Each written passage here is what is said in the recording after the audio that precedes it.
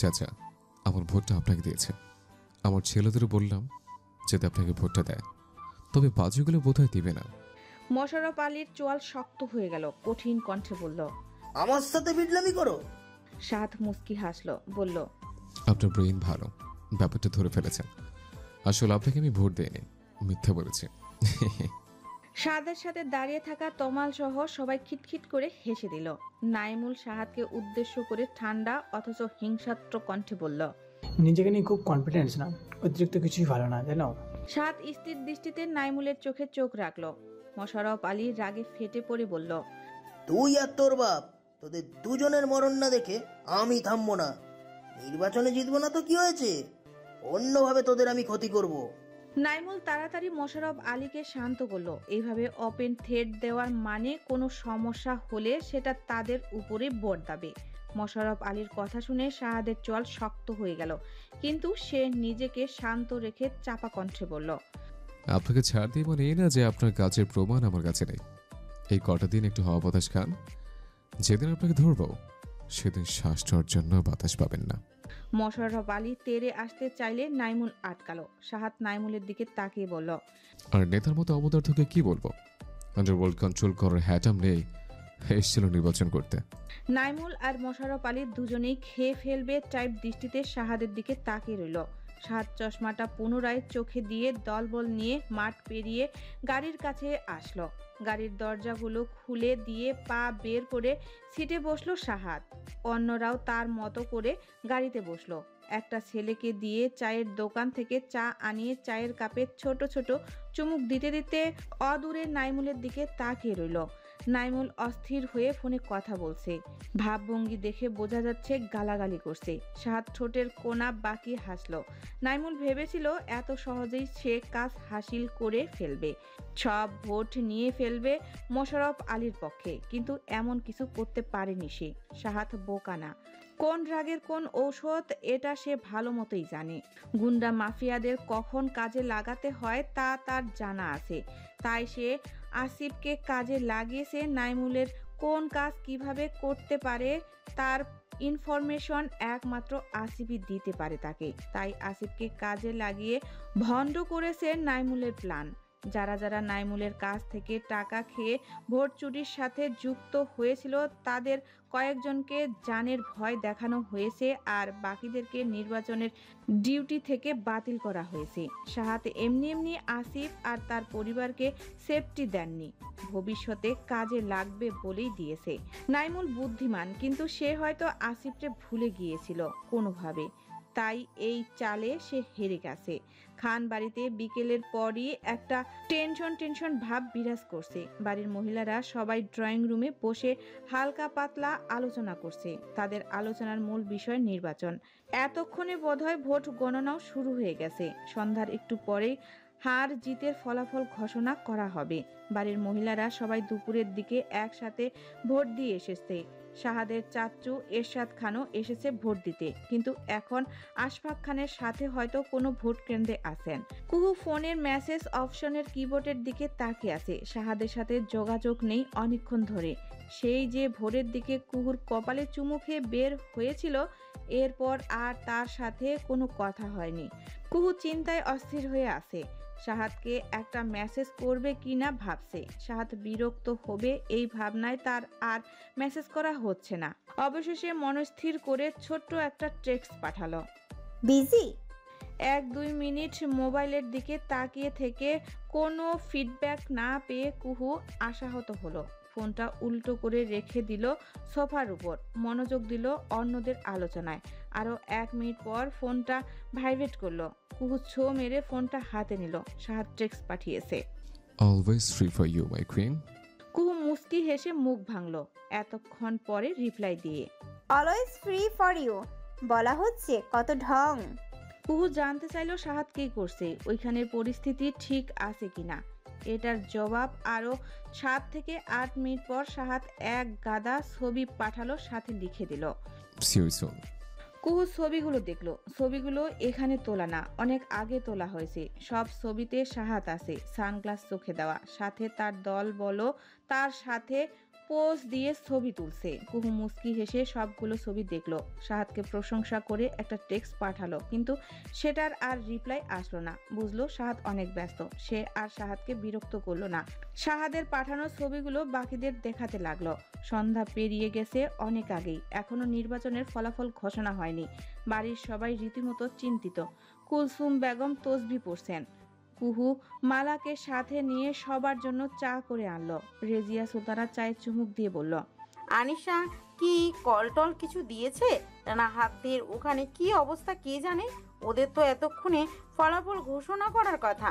জয়া বেগম বলল, এবার ফলাফল প্রকাশে একটু বেশিই দেরি হচ্ছে, কোনো ঝামেলা না হলেই হয়। গতবারের কথা মনে পড়লে এখনো গায়ে কাটা দিয়ে ওঠে। জয়া বেগম কথা শেষ করতেই কুলসুম বেগম গলা ছাড়লেন। জয়া বেগম তাকাতেই তিনি চোখ গরম করে ইশারা করে কুহুকে দেখালো। ইশারা বুঝে জয়া বেগম জিভে কামড় দিল। কুহুর দিকে তাকিয়ে দেখলো সে রাফা রিদির সাথে অন্য আলাপে মগ্ন, তাই ওই দিকে কথা সে কিছু শুনেনি। কুহু কিছু বুঝতে পারেনি দেখে কুলসুম বেগম নিশ্চিন্ত হলেন। কুহুর কাছে তিনি সাহাদকে নিয়ে এত কিছু এখনই তুলে ধরতে চায় না। সে নিজে থেকে কথাও শুনলে সেটা তখন সামাল দেওয়া যাবে। নির্বাচনের ফলাফলের ঘোষণা করা হলো। আশফাক খান জিতেছে। রেজিয়া সুলতানা দ্রুত ফ্রিজ থেকে মিষ্টি বের করলেন। সবাই মিষ্টি মুখ করলো। ফসকে বলেন খাবার তৈরি করতে, কারণ একটু পরই হৈ হৈ করে অনেক লোক আসবে বাড়িতে। একজনকে দোকানে পাঠালেন আরো মিষ্টি কিনে আনার জন্য। আরো কয়েকজনকে আউট হাউসে পাঠালেন আউট হাউসটা পরিপাটি করে রেখে আসতে। বাড়ির সবগুলো লাইট জ্বালিয়ে দেওয়া হলো। বাগান থেকে শুরু করে পুরো বাড়ি আলোকিত করা হলো। ইলেকট্রনিকের লোক আগে থেকেই ঠিক করাই ছিল। তারা এসে দ্রুত বাড়ির চারপাশ লাল নীল বাতি দিয়ে সাজিয়ে দিলেন। বাড়ির মহিলারা ব্যস্ত হয়ে পড়লেন কিচেনে। নবনির্বাচিত এমপি বরণ করার জন্য রেজিয়া সুলতানা তৎক্ষণাৎ পায়েস বসালেন চুলায়। নির্বাচনের জয় লাভের আনন্দে দলবল নিয়ে মিছিল করে বাড়ি পর্যন্ত আস্তে আস্তে পায়েস হয়ে যাবে। কুলসুম বেগম হাঁক ছেড়ে বাড়ির বউদের নতুন শাড়ি পরতে বললেন। রেজিয়া সুলতানা পায়েসে কিশমিশ ছেড়ে দিয়ে কুহুকে উদ্দেশ্য করে বললেন, কুহু, তাড়াতাড়ি গিয়ে একটা শাড়ি পরে নাও, ওরা কিন্তু চলে আসবে এক্ষুনি। কুহু তাড়াতাড়ি ঘরে এসে আগে ফ্রেশ হলো, তারপর আলমারি থেকে শাহাদের পছন্দ মতো একটা শাড়ি বের করলো। খয়েরি রঙের জামদানি শাড়ি। চট করে শাড়ি পরে নিল, হালকা মেকআপ নিল, কোমর সমান চুলগুলো খপা করলো, সামনে কপাল থেকে গাল ছুঁয়ে দুপাশে কিছু চুল ছাড়লো। এরপর সুন্দর করে ঘোমটা টেনে দেখলো কেমন লাগে। এমন সময় মিছিলের আওয়াজ ভেসে আসলো। কুহু দৌড় দিল বারান্দার দিকে। মাথায় দেওয়া শাড়ির আঁচল লুটিয়ে পড়লো ফ্লোরে। দোতলার নিজের ঘরের বারান্দায় দাঁড়িয়ে বিশাল এক মিছিলকে খান বাড়ির গেট দিয়ে প্রবেশ করতে দেখলো কুহু। সে বিস্ময় নিয়ে তাকিয়ে রইল। এই প্রথম সে এরকম কিছু দেখছে। মিছিলের মাঝখানে 3টে গাড়ি, 3টাই ছাদ খোলা। শাহাদের গাড়িটা খোলা, ছাদ দিয়ে আশফাক খান দাঁড়িয়ে আছে, তার গলায় ফুলের মালা। তার পাশে 2জন সিনিয়র নেতা। দ্বিতীয় গাড়িটায় দাঁড়িয়ে আছে শাহাদ, তার গলাতেও 3-4টে ফুলের মালা। তার গাড়ির ছাদের তোমাল সহ দলের অন্যান্য ছেলেরা উঠে বসে হই হুল্লোড় করছে। গাড়ির সব কটা দরজা খুলে দরজা ধরে ঝুলে আছে ছেলেরা। আর গাড়ির আশেপাশে রাস্তায় দাঁড়িয়ে অন্য ছেলেরা ব্যান্ড পার্টির সাউন্ডে নাচছে। পেছনে গাড়ির ছাদ দিয়ে কয়েকজন নেতাকর্মী দাঁড়িয়ে আছে। গাড়িগুলো মিছিলের সাথে তাল মিলিয়ে আস্তে আস্তে চলছে। ছেলেরা পুরো মিছিল জুড়ে ফুল ছিটাচ্ছে, কেউ কেউ আবার রং খেলছে। সব মিলিয়ে এক এলাহি অবস্থা। কুহু বিস্ময়ে হাঁ হয়ে তাকিয়ে রইল সেদিকে। হালকা হেসে শাহাদকে দেখতে লাগলো সে। শাহাদ তার স্বভাবস্বরূপ ভঙ্গিমায় মুখে হাসি রেখে ছেলেদের সাথে এনজয় করছে। হুট করে সে সরাসরি তার ঘরের বারান্দার দিকে তাকালো। চোখ পড়ল কুহুর দিকে। যা ভেবেছিল ঠিক তাই, কুহু দাঁড়িয়ে আছে। সে মুগ্ধ চোখে কুহুর দিকে তাকিয়ে থেকে দু হাতের ঠোঁট ছুঁয়ে ফ্লাইং কিস ছুঁড়ে দিল কুহুর দিকে। কুহু লাজুক হাসলো শাহাদের কাণ্ড দেখে। নির্বাচনে জিতে গিয়ে এই লোকের মাথা খারাপ হয়ে গিয়েছে। লজ্জা শরমের মাথা খেয়ে সবার সামনে কিস ছুঁড়ে মারছে। শাহাদ মনোমুগ্ধের মতো কিছুক্ষণ তাকিয়ে রইল কুহুর দিকে, তারপর ইশারা করলো নিচে আসতে। ওদের মিছিল ড্রাইভওয়ের অতিক্রম করে সদর দরজায় পৌঁছে গিয়েছে প্রায়। কুহু এক দৌড়ে বারান্দা থেকে ঘরে চলে আসলো। আয়না দাঁড়িয়ে ঘোমটা টানলো, ঠোঁটে হালকা লিপস্টিক দিল। ঘুরিয়ে ফিরিয়ে নিজেকে দেখে নিয়ে ঘর ছেড়ে দৌড়ে বেরিয়ে গেল। তার বিশ্বজয় করে আসা স্বামীকে এখন বরণ করতে হবে। আশফাক খানকে নিয়ে উল্লাস করতে করতে বিশাল মিছিল খান বাড়িতে প্রবেশ করলো। আশফাক খান সহ কিছু সিনিয়র নেতা গাড়ি থেকে নেমে সদর দরজার কাছে দাঁড়ালো। সেখানে বরণ করার জন্য কুলসুম বেগম আর বাড়ির মহিলারা দাঁড়িয়ে আছে। কুহু মহিলাদের ভিড় থেকে দাঁড়িয়ে উকি দিয়ে শাহাদকে দেখার চেষ্টা করছে, কিন্তু শাহাদ এখানে এখনো আসেনি। শুধু আশফাক খান আর এমদাদ খান নেতাদের সাথে এসে সদর দরজায় দাঁড়িয়েছে। আশফাক খানের গলায় অসংখ্য ফুলের মালা। তিনি মালাগুলো খুলে একজনের হাতে দিলেন। সদর দরজায় দাঁড়ানো কুলসুম বেগম আর আব্দুল গফফার খানকে পাশ হয়ে সালাম করলেন।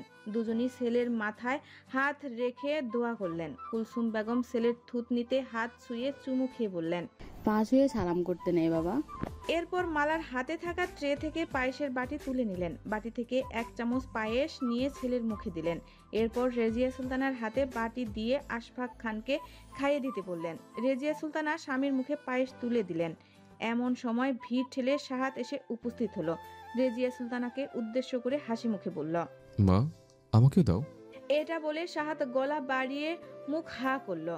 রেজিয়া সুলতানা ছেলের আবদারে ছেলের মুখে পায়েস তুলে দিলেন। শাহাদ পায়েস মুখে নিয়ে খেতে খেতে কুহুকে খুঁজলো। ভিড়ের মাঝে কুহুকে খুঁজে পেল। কুহুও তার দিকে তাকিয়েছিল। দুজনের চোখাচোখি হলে শাহাদ চোখ মারল। কুহু লাজুক হেসে শাহাদকে চোখ রাঙালো। খান বাড়িতে বিশাল উৎসব শুরু হয়ে গেল। সিনিয়র কিছু নেতা কর্মীদের নিয়ে আশফাক খান তার অফিসে বসলেন। আর অন্যান্য দলের ছেলেদের জন্য বাগানে বসার ব্যবস্থা করা হয়েছে। শাহাদ তাদের খাবারের তদারকি করছে।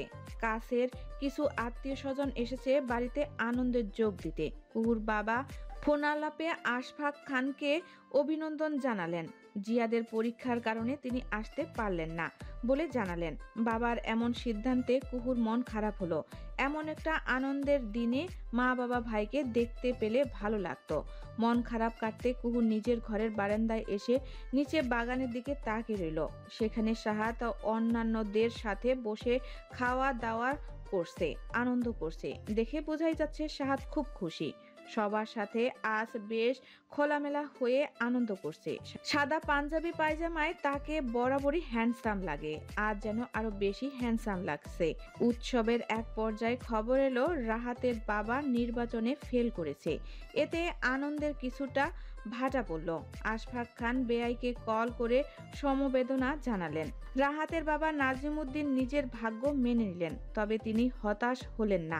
সামনের নির্বাচনের জন্য আরো ভালোভাবে তৈরি হবেন বলে জানালেন। রেজিয়া সুলতানা সহ বাড়ির মহিলারাও আনিশার শাশুড়িকে সান্ত্বনা দিল। আনিশাকে পরামর্শ দিল এই অবস্থায় যেন কোনো রকম টেনশন না করে। শাহাদও খবরটা শুনে অবাক হলো। ও ভাবেনি যে রাহাতের বাবা হেরে যাবে। সে নিজেও রাহাতকে কল করে কথা বলে নিল। রাহাত জানালো আর কদিন পরই আনিশাকে নিয়ে যখন আসবে তখন বিস্তারিত আলোচনা করবে। উৎসব শেষ হতে হতে মাঝরাত পেরিয়ে গেল। দলের ছেলেরা শাহাদকে কিছুতেই ছাড়লো না। অনেক রাত পর্যন্ত তাকে আটকে রাখলো। শাহাদ কুহুর কাছে আসতে ছটফট করলেও তাড়াতাড়ি আসতে পারল না। তার ঘরে আসতে রাত 1টা বেজে গেল। ঘরে ঢুকে দেখলো কুহু আধশোয়া হয়ে অপেক্ষা করতে করতে ঘুমিয়ে পড়েছে।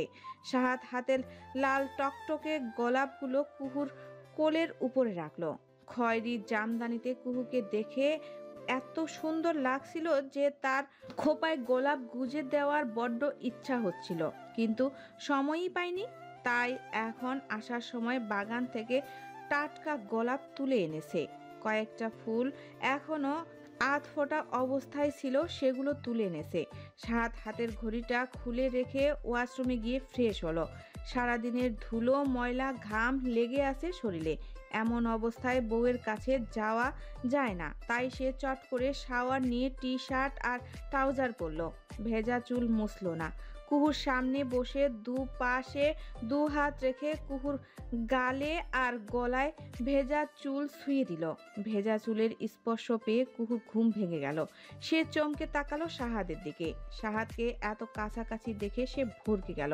কাঁচা ঘুম ভেঙে যাওয়ায় প্রথমে বুঝতে পারল না সে কথায় আছে। শাহাদ কুহুর চোখে চোখ রেখে চমৎকার করে হাসলো। শব্দ করে আলতো চুমু খেলো গালে। কুহুর কোলের উপর রাখা ফুলগুলো হাতে নিয়ে কুহুর গালে ছুঁয়ে বলল, বাগানের ফুলগুলো এখনো পুরোপুরিভাবে ঘুমোয়নি, অথচ আমার ঘরের ফুল ঘুমিয়ে কাদা। কুহু অভিমানে ঠোঁট ফুলালো। তার চোখে পানি এসে গেল। অভিমানে শাহাদের বুকে ধাক্কা দিয়ে নিজের কাছ থেকে সরিয়ে দিল। নরম হাতে ধাক্কা খেয়ে শাহাদ বিছানায় চিত হয়ে পড়ে গেল। সেখানে শুয়ে থেকেই বলল, আমার কুহুর বুঝে অভিমান হয়েছে? কুহু গরম চোখে তাকালো শাহাদের দিকে। শাহাদকে দেখাবে বলে শাড়ি পরেছিল, অথচ ভিড়ের মাঝে তেমন দেখাদেখি হলো না। মাঝরাত পর্যন্ত সে এই সাজ নিয়ে বসেছিল। কয়েকবার আয়নায় দাঁড়িয়ে আবারও মেকআপ নিয়েছে। এরপর ক্লান্ত হয়ে কখন ঘুমিয়ে পড়েছে জানে না। অথচ এই লোক দেরি করে এসে ওকে কেমন খেপাচ্ছে দেখো। কুহু দেরি না করে ঝাঁপিয়ে পড়লো শাহাদের উপর। শাহাদ যেন এটারই অপেক্ষা করছিল। সে দু হাত মেলে চুপ করে কুহুকে বন্দি করে নিল নিজের বাহুডোরে। কুহু অবাধ্য মেয়ের মতো খুব নড়াচড়া করলো, কিন্তু শাহাদের শক্ত হাতের বাঁধন তাকে বাধ্য মেয়েতে পরিণত করলো। কুহু শান্ত হতেই শাহাদ তাকে বিছানায় শুয়ে দিল।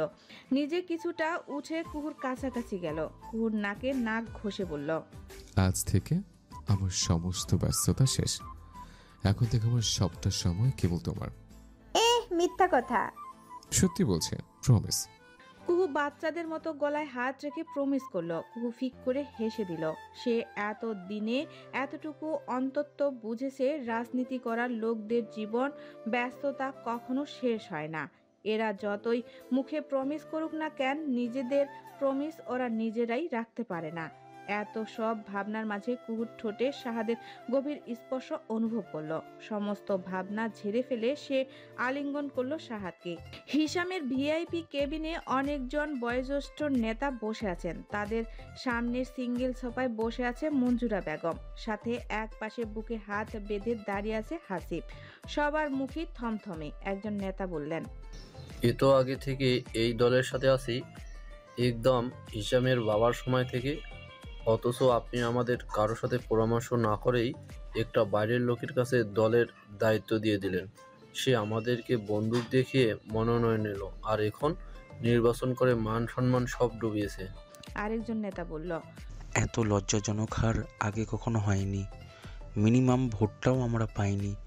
যা পেয়েছি তা হিসামের জন্যই মানুষ দয়া করে দিয়েছে। মঞ্জুরা বেগম চুপ করে বসে রইলেন। তার মুখে কোনো কথা নেই। প্রথম নেতা আবারও বললেন, শাহাদ, ছেলেটার কথা মেনে তৃপ্তিকে নির্বাচনে দাঁড় করানোটাই সবচেয়ে ভালো হতো। ইমোশনাল হয়ে মানুষ আমাদের ভোট দিত। মঞ্জুরা বেগম এবার কথা বললেন, এই কথার মুখে আনবেন না। ওই খুনি এই পরামর্শ দিয়েছিল তার দলকে জেতানোর জন্য, আমাদের ভালোর জন্য না। আর আমাদের দল হেরেছে, এতে আপনাদেরও দোষ আছে।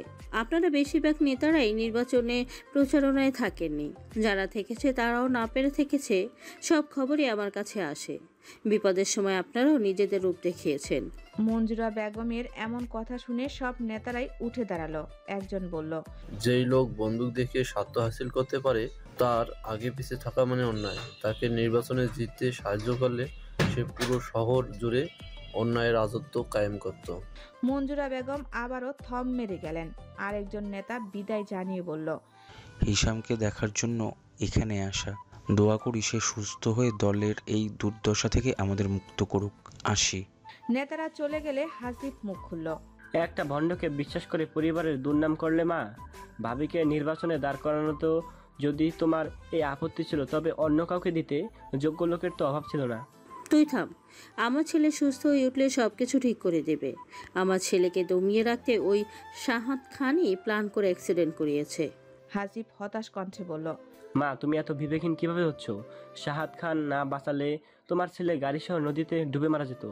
মঞ্জুরা বেগম হাসিবের কথা পাত্তা দিল না। তিনি উঠে গিয়ে হিসামের বেডের কাছে দাঁড়ালেন। কোমায় থাকা নির্জীব হিসামের দিকে তাকালেন। শাড়ির আঁচল দিয়ে চোখের কোণে মুছে হিসামের মাথায় হাত বুলালেন। হাসিব ব্যথাতুর চোখে হিসামের দিকে তাকিয়ে রইল।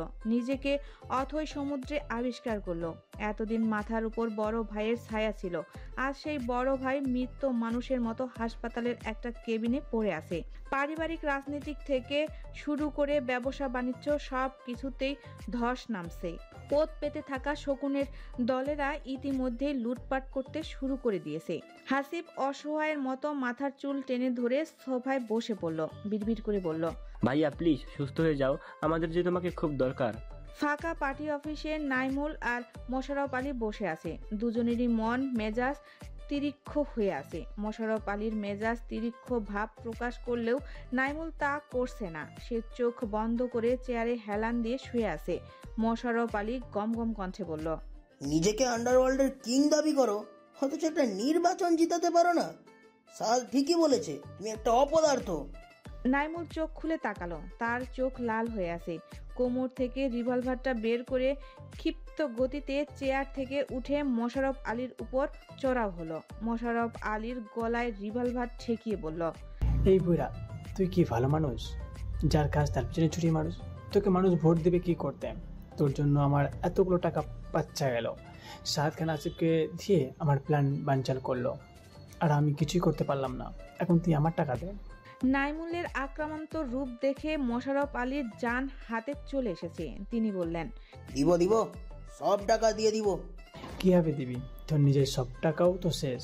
হিসামের ব্যবসা দখল করে সব টাকা তুলে দিব, বিশ্বাস করো। নাইমুল মোশাররফ আলীর গলা থেকে রিভলভার সরিয়ে চেয়ারে বসলো। বলল, তুই চাইবি আর তোকে হিসামের ব্যবসা দিয়ে দেবো, তাই না? মোশাররফ আলীর গলায় হাত বুলিয়ে বললেন, সেই প্ল্যান করা আছে, তুমি কোনো চিন্তা করো না। হিসাব না থাকায় তার প্রতিষ্ঠানের সবাই লুটে পুটে খাচ্ছে। আমি সেই ব্যবসা নতুন করে দাঁড় করানোর প্রস্তাব দিলে ওর মা না করবে না। এত বড় হাড়ের পর ওর মা এসব মেনে নেবে না।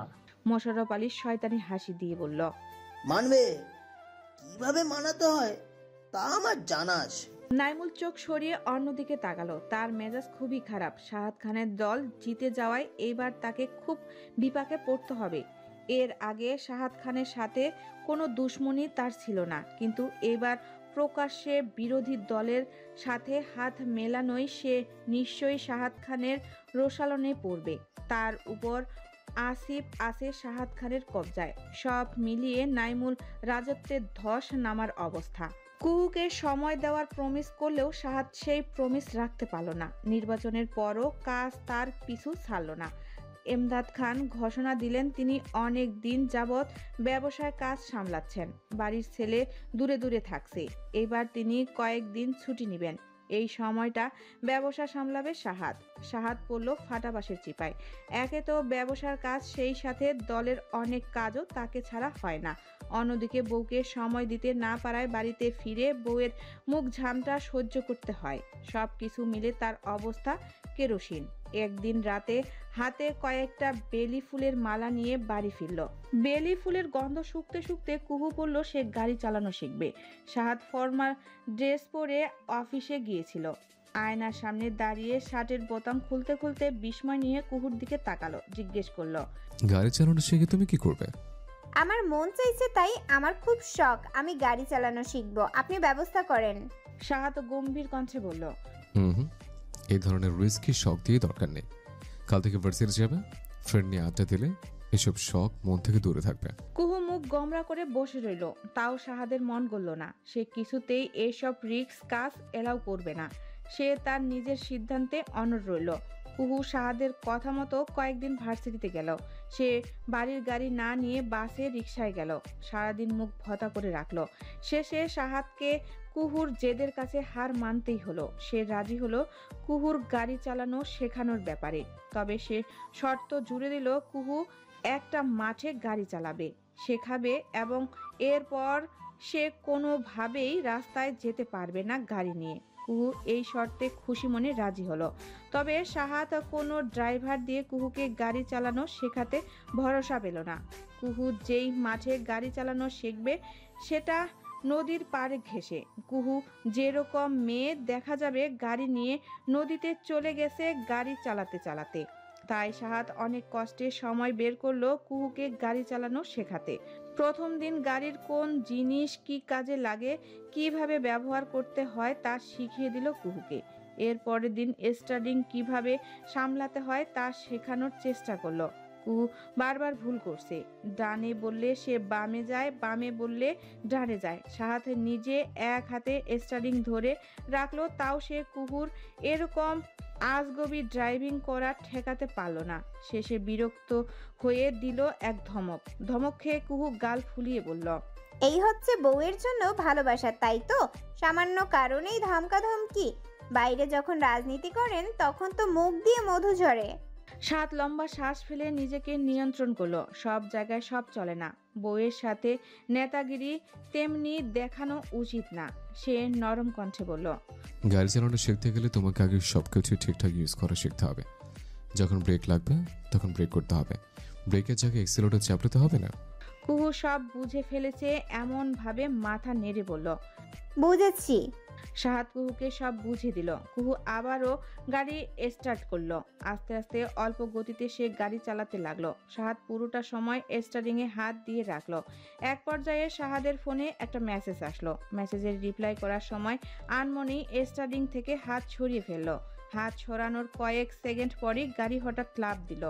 এরপরই তীব্র বেগে ছুটতে আরম্ভ করলো। হঠাৎ কুহুর গাড়িতে ভুলভাল চাপাচাপি করে গতি বেগ বাড়িয়ে দিয়েছে। এমন অবস্থায় কুহু স্টার্টিং থেকে হাত সরিয়ে চিৎকার করতে লাগলো। সাহাদ ফোন ফেলে দিয়ে দ্রুত স্টার্টিং এ হাত দিল। কুহুকে বলল, কুহু ব্রেক চাপো। কুহু হাজার খুঁজেও ব্রেক পেল না। সে চিৎকার করতেই থাকলো। সাহাদ নিজেই ব্রেক চাপার চেষ্টা করতে গিয়ে স্টার্টিং দিল ছেড়ে। গাড়ি ছুটে চলল নদীর দিকে। নদীর পাড়ে আসতেই সাহাদ দ্রুত ব্রেক চাপলো। একটা ঝাঁকুনি দিয়ে গাড়িটা থামলো। কিন্তু ততক্ষণে গাড়ি হাঁটু পানিতে নেমে এসেছে। সাহাদ বড় বড় চোখে সামনে তাকিয়ে শ্বাস ফেললো। কুহুর দিকে তাকিয়ে দেখলো সে দু হাত দিয়ে মুখ চেপে ভয়ার্ত চোখে নদীর দিকে তাকিয়ে আছে। সাহাদকে তাকাতে দেখে সেও তাকালো। মিনমিন করে বলল, আমি কিছু করিনি, গাড়ি নিজে থেকেই চলতে চলতে নদীতে নেমে গেছে। বোধহয় গোসল করতে চেয়েছিল। সাহাদ হতাশ চোখে তাকালো। এমন অবস্থায় সে হাসবে না কাঁদবে বুঝতে পারছে না। কদিন পর পর এই মেয়ের এসব কর্মকাণ্ড আর প্রাণে সয় না। গাড়ি চালানোর শেখার ব্যাপারে শর্ত দেওয়া থাকলেও কুহু সেই শর্তের তোয়াক্কা করলো না। সে ঠিকই গাড়ি চালানো শেখার 4 থেকে 5 দিনের মধ্যে রাস্তায় উঠে পড়ল গাড়ি নিয়ে। এই কথা সাহাদের কাছে গোপন থাকলো না, কারণ কুহুর পেছনে সে লোক লাগিয়ে রেখেছে। কুহু যেখানে যায় সেখানেই দুজন তাকে ফলো করে। একজন একটা গাড়ি নিয়ে, আরেকজন একটা বাইক নিয়ে। তাই সাহাদ সব জেনেও চুপ থাকলো। যেহেতু নিজে কুহুকে সময় দিতে পারছে না, তাই সে কুহুকে নিজের মতো করে সময় কাটানোর সুযোগ করে দিল। কুহু প্রথম প্রথম বেশ লাফালাফি করলো। নিজে গাড়ি চালিয়ে ভার্সিটি গেল। সেখানে গিয়ে তার সে কি ভাব! কুহুকে গাড়ি চালাতে দেখে তনয়ার চোখ কপালে উঠে গেল। সে এই ঘটনা বিশ্বাসই করতে পারল না। কুহু তাকে নিয়ে গাড়িতে উঠতে চাইলে সে কিছুতেই গাড়িতে উঠবে না। কুহু টানাটানি করে তাকে গাড়িতে তুলল। গাড়িতে উঠে তনয়া ভয়ে আত্মরা হয়ে রইল। কাপা কণ্ঠে বলল, আল্লাহর দোহাই লাগে কুহু, গাড়ি থামা। এই বয়সে আমি জানটা খোয়াতে চাই না। কুহু তনয়ার কথায় ডোন্ট কেয়ার ভাব দেখিয়ে বলল, আরে চুপ করে বস তো, জান খোয়াবি না, অনেক আস্তে চালাচ্ছি। তনয়া সিট বেল্ট আঁকড়ে ধরে বসে রইল। তনয়াকে এমন ভয়ে কুকড়ে থাকতে দেখে কুহু মাথায় দুষ্টু বুদ্ধি চাপলো। সে একটা ফাঁকা রাস্তায় গাড়ি ঢুকিয়ে দিয়ে ফুল স্পিডে টান দিল। তনয়ার গলা ছেড়ে চিৎকার দিল। কুহু তনয়ার চিৎকারে পাত্তা দিল না। সে পৈশাসিক আনন্দ পাচ্ছে। তনয়ার ভয় দম বন্ধ হয়ে যাওয়ার অবস্থা। শেষে কুহুর হাতে পায়ে ধরে সে এই অবস্থা থেকে পরিত্রাণ পেল। কুহু শেষমেশে গাড়ি থামালো। গাড়ি থামানো মাত্র তনয়া গাড়ি থেকে লাফ দিয়ে নেমে গেল। কুহু এত করে বলল ওকে বাড়িতে পৌঁছে দিবে, তাও সে রাজি হলো না। বলল, তোর সাথে গাড়িতে যাওয়ার থেকে লোকাল বাসে ঝুলে ঝুলে যাওয়া ভালো। বান্ধবীর এমন কথায় কুহুর মন খারাপ করলো। কি এমন করেছে সে? একটু মজাই তো করতে চেয়েছিল। একদিকে স্বামীর দেখাই পাওয়া যায় না, আর একদিকে বান্ধবী মন বুঝে না। সে মন খারাপ করে গাড়ি নিয়ে সোজা শাহাদের পার্টি অফিসের সামনে উপস্থিত হলো। সে নিজে গাড়ির ভেতর থেকে পার্টি অফিসকে ব্যাকগ্রাউন্ডে রেখে একটা সেলফি তুলে শাহাদকে পাঠালো। কিন্তু 10 মিনিটও রিপ্লাই আসা তো দূরের কথা, সেই ছবি শাহাদ দেখলও না। কুহু গাড়ির কাছ নামিয়ে গেটের দিকে তাকালো। অনেক ছেলেদের আসা যাওয়া হচ্ছে। গেটের কাছে বাইকগুলোর উপরে কয়েকটা ছেলে বসে চা খাচ্ছে আর আড্ডা দিচ্ছে। কুহু হর্ন বাজিয়ে ছেলেগুলোর দৃষ্টি আকর্ষণ করলো। ছেলেগুলো তাকালে সে ইশারা দিয়ে ডাকলো। এক ছেলে এগিয়ে আসলো। কুহু মৃদু কণ্ঠে বলল, শাহাদ খান কি ভিতরে আছেন? ওনাকে গিয়ে বলবেন যে কুহু নামের একজন ওনার জন্য অপেক্ষা করছে। ছেলেটা কুহুর বার্তা নিয়ে পার্টি অফিসের ভেতরে গেল। এর কিছুক্ষণ পরেই শাহাদকে দ্রুত পায়ে হেঁটে আসতে দেখা গেল। গাড়ির কাছে আসতে আসতে সে নিচু হয়ে ঘাড় বাঁকিয়ে উইন্ডোজের ভেতর দিয়ে কুহুকে দেখার চেষ্টা করলো। চোখে চোখ পড়লো, সুন্দর করে হাসলো। এই হাসি দেখে কুহুর প্রচণ্ড রাগ হলো, নিজের উপর রাগ। ভেবেছিল রাগ করে মুখ ফুলিয়ে রাখবে, কিন্তু এত সুন্দর হাসি দেখে রাগ কথায় যেন উড়ে গেছে। চেষ্টা করেও রাগ করতে পারল না। শাহাদ গাড়ির দরজা খুলে প্যাসেঞ্জার সিটে কুহুর পাশে বসলো। গাড়ির আশেপাশে তাকিয়ে বলল, খুব ড্রাইভিং করা হচ্ছে তাই তো? কুহু স্টার্টিংয়ে হাত রেখে বলল, এছাড়া তো আর কিছু করার নেই। আমি এখন পুরনো হয়ে গেছি, তাই এখন আর গুরুত্ব নেই। শাহাদ কুহুর অভিমান বুঝে হাসলো। কুহুর ফোলা গালে আলতো করে টোকা দিল। তার রাগিনী যে একটু আগেই হাই স্পিডের রাস্তায় গাড়ি নিয়ে রেস করেছে সেটা তার কানে এসেছে। রাগিনীকে ঠান্ডা করতে বলল, তাহলে বলো, গুরুত্ব দিতে হলে কি করতে হবে? লং ড্রাইভে যেতে হবে এখন আমার সাথে, শুধু এখন না, যখন চাইবো তখনই। শাহাদ ঠোঁট কামড়ালো। যেভাবে কাজের চাপ পড়েছে, এর মাঝে বউকে নিয়ে লং ড্রাইভে যাওয়ার মতো ফুরসত তার নেই। তাও সে কুহুকে রাজি করার জন্য বলল, ঠিক আছে। কুহু খুশি হয়ে তৎক্ষণাৎ গাড়ি স্টার্ট দিয়ে বলল, চলেন তাহলে এক্ষুনি লং ড্রাইভে যাই। শাহাদ না করতে পারল না। সে মিটিংয়ের মাঝখান থেকে উঠে এসেছে। ভেবেছিল 10 মিনিটেই কুহুকে বুঝিয়ে শুনিয়ে বাড়ি পাঠিয়ে দিবে, কিন্তু সেটা আর হলো না। কুহু গাড়ি চালিয়ে শাহাদকে নিয়ে নদীর পাড়ের রাস্তায় চলে এলো। রাস্তা ফাঁকা পেয়ে গাড়ির ছাদ খুলে দিল। বাতাসে তার চুল উঠছে, গলায় ঝোলানো স্কার্ফটা হালকা উঠছে। শাহাদ মুগ্ধ চোখে তাকালো কুহুর দিকে। ব্যস্ততার দোহাই দিয়ে যে কাজ সে করতে পারেনি সেটা কুহু করেছে। অথচ কুহুকে এরকম একটা রোমান্টিক মুহূর্ত দেওয়াটা শাহাদের দায়িত্ব ছিল। শাহাদ মৃদু হেসে কুহুর দিকে তাকিয়ে রইল। কুহু কথা বলছে, 1 মিনিটের জন্য মুখ বন্ধ করছে না। বোঝাই যাচ্ছে শাহাদকে বলার জন্য তার অনেক কথা জমেছিল। শাহাদ মনোযোগ দিয়ে সেসব শোনার চেষ্টা করলো, কিন্তু সেসবের কিছুই তার কানে ঢুকলো না। সে কুহুর চুলের মিষ্টি ঘ্রাণের বুঁদ হয়ে রইল। লম্বা করে শ্বাস টানলো। আবিষ্টের মতো তাকিয়ে রইল কুহুর দিকে।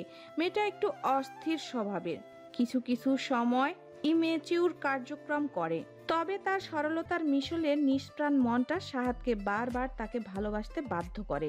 যদি সে পারত, তবে সব কাজবাজ ফেলে এই মেয়েটিকে নিয়ে দূরে কোথাও গিয়ে সংসার পারত। হাসিব অস্থির হয়ে নখ কামড়াচ্ছে। তার অস্থিরতা ক্রমেই আতঙ্কে রূপ নিচ্ছে। এই প্রথম সে তাদের অফিসে এসেছে। অফিসের কিছুই সে জানে না, তাও সে সব কিছু শিখে নিবে সেই আশা নিয়ে এসেছিল। কিন্তু এখানে এসে যা দেখলো তাতে তার আশার প্রদীপ নিভে গেছে। নাইমুল আর মোশাররফ আলী অফিস দখল করেছে। আসিফের অ্যাকাউন্ট বোধহয় ইতিমধ্যে খালি করে ফেলেছে। বাকি রইল অফিসটা, সেটাও কি নিলামে তুলবে? এরপর কি করবে? ওদের বাড়িটা দখল করবে। কেউ কি থাকবে না এসব দেখার? ওর বড় ভাই না থাকার সুযোগ নিবে ওরা? হাসিব এক মুহূর্তের জন্য চিন্তা ভাবনা থামিয়ে দিল। বড় ভাইয়ের কথা মনে আসতেই মনে পড়ল শাহাদের কথা। শাহাদ কথা দিয়েছিল ওকে বিপদে পড়লে যে কোনো সময় সাহায্য করবে। হাসিব মোবাইল ঘেটে শাহাদের নাম্বারটা বের করলো। ডায়াল করতে গিয়ে সে বারবার থেমে গেল। তার মা যেভাবে শাহাদকে অপমান করেছে, এরপরেও কি শাহাদ আসবে সাহায্য করতে? হাসিব নিজের ভাবনাকে দমিয়ে নিল। জোর করে চিন্তা করলো শাহাদ তাকে সাহায্য করবে, অবশ্যই করবে। সে কাপা কাপা হাতে শাহাদের নাম্বার ডায়েল করলো। কল পেয়ে শাহাদ তৎক্ষণাৎ একটা ক্যাফেতে হাসিবের সাথে দেখা করলো। হাসিব তখনও মাথা নিচু করে বসে আছে। শাহাদ হাসিবের দিকে মনোযোগ দিয়ে তাকালো। ছেলেটার আগের সেই সুন্দর চেহারাটা আর নেই, শুকিয়ে গেছে অনেক, চোখের নিচে কালি পড়েছে, চোখ মুখ জুড়ে বেদনার ছাপ, চোখগুলো ফোলা ফোলা, কান্না করেছে হয়তো। শাহাদ হাসিবের জন্য বুকের ভেতর খুব মমতা অনুভব করলো। ওর একটা ছোট ভাই থাকলে হয়তো হাসিবের বয়সী হতো। শাহাদ যথাসম্ভব ভরসার কণ্ঠে বলল,